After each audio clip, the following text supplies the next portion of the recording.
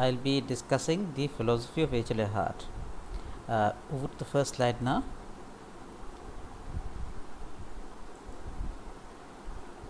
Okay. The first slide is a biographical slide. Hart was born in Harrogate in England in 1907. His parents were Jewish. They worked in the cloth trade. They had no connection with academia at all. Hart was an exceptionally bright student. He first went to Cheltenham School, then to Bradford Grammar School. Then ultimately he went to Oxford, where he studied philosophy. After he finished his studies, he was called to the bar, and he was a successful barrister. He practiced in the Chancery Court. During the Second World War, he was working with the MI5 with once again considerable success. And after that, he took up a teaching job first in philosophy at Oxford, and in 1952 he was appointed the professor of philosophy to Oxford University. In 1961, his seminal book, The Concept of Law, came out. He had several other interests, including criminal law. He's done some very fundamental work in the philosophy of criminal law.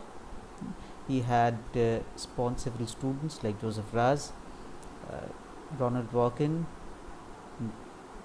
John Gardner, and so forth. He'd had several prolonged debates with people like Lon Fuller, Lord Devlin, Ronald Dworkin. He died in 1992. Now, to understand HLA Hart's positivism, we need to first understand classical positivism as it is.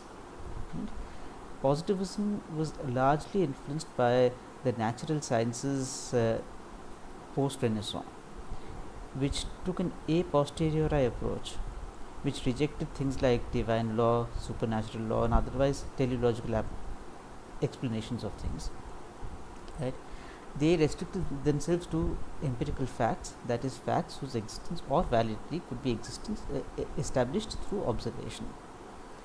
Now, what legal positivists tried to do was use this methodology, that's a posteriori methodology, and to understand law, the establishment of law, to look at issues like what is law, entirely on the basis of observable facts.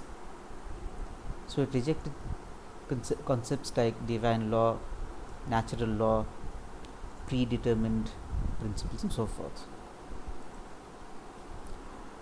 Now, one example is, of course, John Austin, who said that law is a command of the sovereign. Now, what does he mean by this? What he defined command as an expression of desire coupled with the power and the purpose of enforcing it. Similarly, he defines sovereignty as sovereign as an individual to whom others are habituated to obey and who habitually obeys no one else. Now, what's important about these concepts is that the issue of a command, the concept of command, whether a command exists or not, can be verified empirically. Whether a person is habitually obedient to somebody can be verified through observation. Whether he himself is habituated to obey anybody else can be established through observation. So the whole point of Austin's construct was that all his initial premises could be established extrinsically through observation, right? And this is something that is unique to legal philosophy. Now, over the course of time, positivism has been associated with three primary theses. One is a separability thesis, which says that there is no necessary connection between law and morality. There is something called the social fact thesis, which is that the validity of a law can be determined by reference to facts empirically verified from an external viewpoint. And the last is the conventionality thesis, or the convention thesis, which says that the basis of a legal system, the ultimate rule of recognition as Hart calls it, can be recognized through certain conventions, certain practices which are followed by officials. Now, what's so unique about Hart? Hart attacked the command theory of law. He said that mere habits, mere practices do not explain several features of the law. For example, he carved out a distinction between being obliged and being obligated.